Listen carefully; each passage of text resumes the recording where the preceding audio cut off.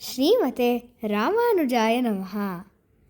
The 232nd thirunaamam in Vishnusahsranama is Samvrutaha. Today's story is from the 10th canto of the Srimad Bhagavatham. Once, Krishna, Balarama and their cowherd friends wandered deep into the forests of Vrindavan. After a long day of herding and playing, the boys were exhausted and hungry. They sat under the cool shade of trees and complained, "All the food we brought from our homes is over. Krishna, we are starving." Krishna pointed them to a clearing in the distance where a group of seemingly learned priests were conducting an elaborate Vedic sacrifice and said, "Go to those priests. Tell them you are friends of Krishna and Balarama and ask them for a little food." The young boys approached the priests, bowed respectfully, explained they were friends of Krishna and Balarama, and requested some food. But the priests gave them a look of utter disdain and said, "This offering is meant exclusively for the Supreme Lord Vishnu, not for ordinary cowherd boys. Go away." The boys returned dejectedly to Krishna and Balarama and narrated how the priests had dismissed them. Krishna simply laughed. He knew this would happen. He turned to his friends and said, "Don't worry, go again, but this time don't ask the priests. Go around to the back of the sacrificial arena and ask their wives instead." The boys went to the homes of the priests and addressed their wives with great respect. "O mothers, we are friends of Krishna and Balarama. We are very hungry. Please show compassion on us and give us some food." The moment the wives heard the name Krishna, their hearts erupted with pure joy.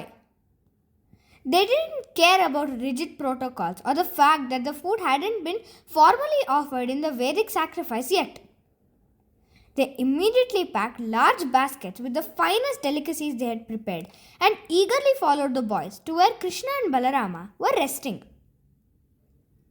When they found Krishna and Balarama, they did not see common village boys.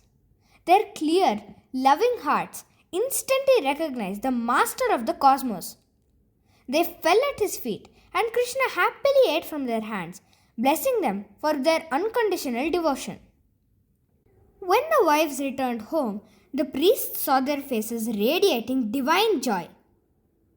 They realized their ignorance and lamented, "Look at our foolishness. We know the Vedas, we wear the sacred threads, and we perform Vedic rites, yet we fail to recognize the Veda Purusha." The profound irony is that the priests were pouring ghee into the sacrificial fire, chanting complex mantras to satisfy the Supreme Lord Vishnu, while that very same Lord Vishnu was standing just 50 yards away in the forest, asking them for a handful of rice. Why did this happen? It was because the priest's mind were completely clouded by Rajoguna and Tamoguna, the energies of passion, pride, and illusion. They were so obsessed with getting the steps of the Vedic ritual right that they completely missed the ultimate goal of the ritual. The minds of their wives, on the other hand, were filled with Sattvaguna, the energy of purity and clarity. Because of this clarity, they saw Krishna exactly for what he was, the Paramatma. The thirunaamam Samvrutaha means the one who remains hidden from those dominated by Rajoguna and Tamoguna. This is the very reason why we cannot perceive Perumal in his cosmic forms like Para, Vyuha, Vibhava or Antaryami.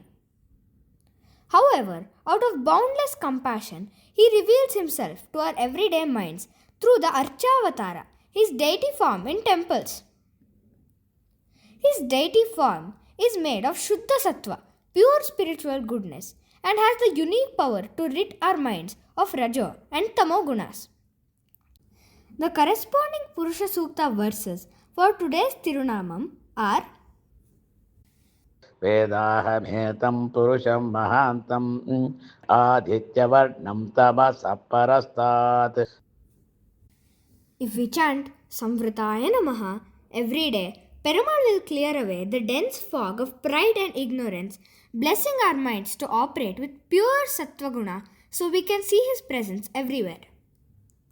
Srimate Ramanujaya Namaha.